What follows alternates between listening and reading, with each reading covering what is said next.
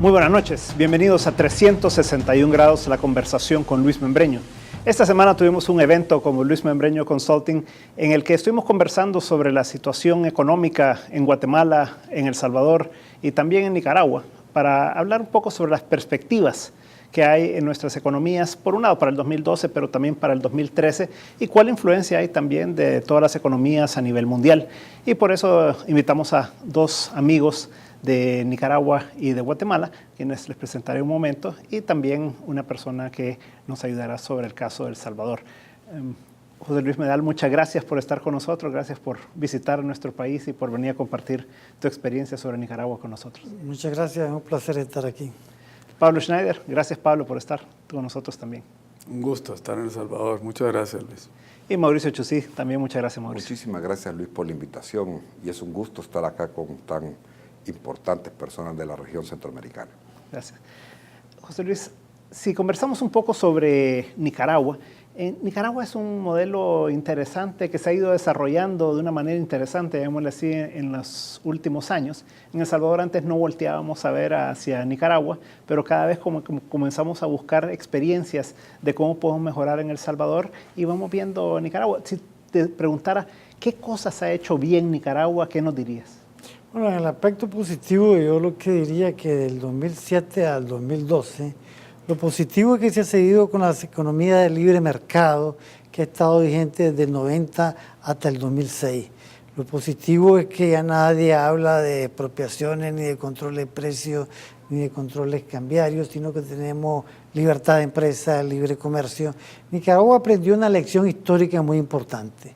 Al haber intentado implementar en los años 80 un modelo socialista de estilo cubano, eso obviamente nos vacunó contra políticas de esa naturaleza. Entonces lo positivo en estos años es que de 90 hasta el 2012 son políticas de libre mercado. Tenemos también bastante cooperación internacional, bastante remesas familiares, la inversión extranjera directa, pero a pesar de eso el crecimiento para nosotros es moderado. Entre el 90 y el 2012 inclusive son tasas del 3.2% que no son despreciables, pero necesitamos crecer más, a un 7%, pero eso ya ese es otro tema. En El Salvador muchas veces vemos a Nicaragua y decimos, bueno, ahí está el señor Daniel Ortega, ¿verdad? Y nos acordamos de todo lo que hizo en los 80s. ¿Él evolucionó o qué pasó? Porque cuando tú nos hablas de una economía de mercado con Daniel Ortega, como que no nos cuadra en la mente, ¿verdad? Yo diría que es la lógica del poder. El señor Ortega aprendió una lección, que si implanta la misma política estatizante de los 80, Nicaragua terminaría en un derrumbe económico. En cierto sentido, él decidió continuar con la misma política que algunos llaman despectivamente neoliberales o fondomonetaristas, que están desde el 90 hasta el 2007. Entonces eso ha permitido la estabilidad macroeconómica y tiene dos sombreros. El sombrero del apoyo a los organismos multilaterales y tiene el sombrero, digamos, de la cooperación venezolana. Una economía de libre empresa con una dosis de populismo, si así queremos, una salsita populista financiada con la cooperación venezolana, cooperación que tiene aspectos positivos y también tiene algunos aspectos negativos. Como que suena a un pragmatismo ahí, ¿verdad? Es un pragmatismo de la lógica del poder.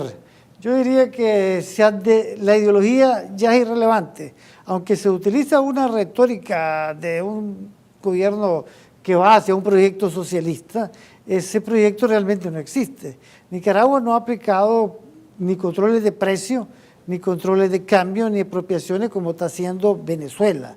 Es más, yo creo, incluso me permito decir que después del derrumbe del socialismo real, el denominado socialismo siglo XXI se sustenta en un mar de petróleo, que es el que tiene Venezuela y que nos llega a nosotros, pues una corriente por ahí. Pero países que no tienen un mar de petróleo debajo, pensar en un modelo utópico de esa naturaleza, yo creo que es negativo. Nicaragua ya reflexionó, de hecho hay un acuerdo tácito, implícito, de que en el futuro se va a seguir con una economía de mercado, con una economía capitalista, como se quiera llamar, y eso incluso ha contribuido a que llegue la inversión extranjera directa. Si un país tiene incógnitas de que aún en un supuesto socialismo siglo XXI, que nadie sabe lo que es, eso obviamente que afecta a la inversión extranjera. En Nicaragua hay una alianza, de hecho, entre especie de cogobierno entre la cúpula del sector privado y el presidente Ortega. Eso tiene su pro y también tiene su contra, en el sentido de que es un gobierno un poco corporativista, hay que incorporar más a la sociedad civil y a diferentes sectores. Yo diría que la única crítica, que es muy importante por cierto, que Nicaragua necesita consolidar su institucionalidad democrática de mediano y largo plazo. Un país no puede depender de una o dos personas, un país debe depender de las instituciones, países de leyes y no de hombres. Eso es lo que nos hace falta en Nicaragua. Pablo, Guatemala es un país con una relativa estabilidad y eso tiene sus ventajas y sus desventajas, pero cuando me refiero al crecimiento económico y todo esto, pero ha habido bastante expectativa en general sobre la llegada del presidente Pérez y que esto iba a generar cierta confianza. ¿Cómo ha sido el desempeño de él y el desarrollo de la economía en este año? Pues sí, efectivamente, el electorado se volcó a fines del año 2011 en una segunda vuelta a apoyar al ahora presidente Pérez Molina. E inició el año 2012 con la toma de posesión en enero. El electorado muy entusiasmado. Efectivamente había, y se ha medido incluso con encuestas de confianza entre analistas económicos, y estaba el país, digamos, a la espera de producir toda una secuencia de cambios. Han sido 9 meses de ejercicio del poder donde efectivamente la administración Pérez Molina ha logrado hacer algunas cosas. Introdujo una reforma tributaria muy temprano en la gestión. En el mes de febrero ha lanzado recientemente una propuesta de reformas constitucionales. Además, ha tenido que enfrentar algunos problemas en términos de manifestaciones y cosas de ese tipo, con temas estructurales de mucho tiempo atrás, como por ejemplo el nivel de desarrollo en las áreas rurales. Pero han sido 9 meses en los cuales lo que se ve es que la inercia económica ha seguido su curso, ¿verdad? Se espera que la economía crezca a razón del 3 o 3.1% este año, poco por debajo de lo que fue el año 2011. La inflación continúa siendo controlada, este año pues debiera de cerrar no arriba del 5,5%, la tasa de inflación versus un 6% el año pasado. Hay además pues de esta inercia algún esfuerzo en materia de crear un programa de cambios en materia económica, una agenda que ha venido impulsando el presidente y su gabinete. Es un poco temprano, sin embargo, hacer ya un juicio definitivo de la gestión. Han sido meses de instalación, de clarificación de prioridades, donde han habido algunas acciones y el derrotero pues, en los restantes 3 años está por definirse, ¿verdad? ¿Y cómo se ve la expectativa? Porque yo vi que hubo como un gran entusiasmo al principio, sí, y como que con estas reformas constitucionales hubo un cierto desencanto, ¿o no es así la cosa? No, efectivamente ha habido, según nuevamente estas mismas encuestas e índices de confianza, ha habido cierta moderación en el entusiasmo.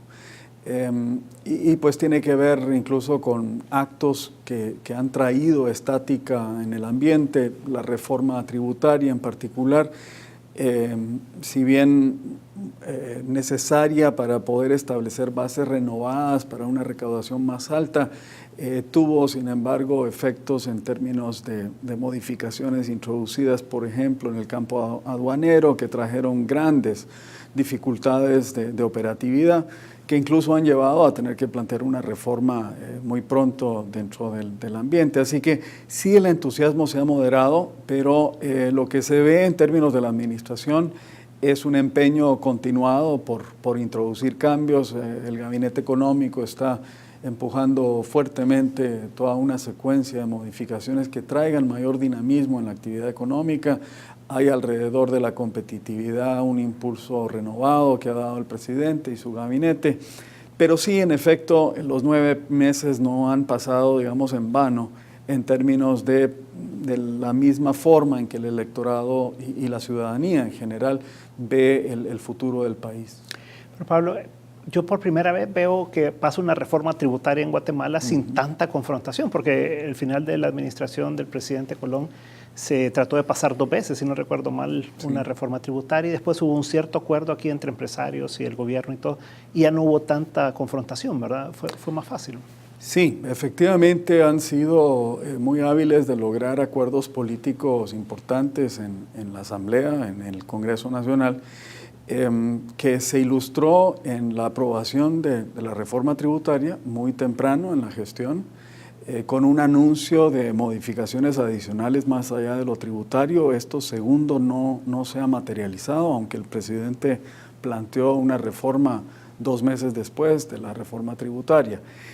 Otra ilustración muy reciente de estos acuerdos políticos que se alcanzan a pesar de no tener el partido oficial, estrictamente hablando, una mayoría en el Congreso, es la aprobación del proyecto de presupuesto para el año próximo, donde de una forma muy expedita el Congreso Nacional votó de urgencia nacional aprobando el presupuesto.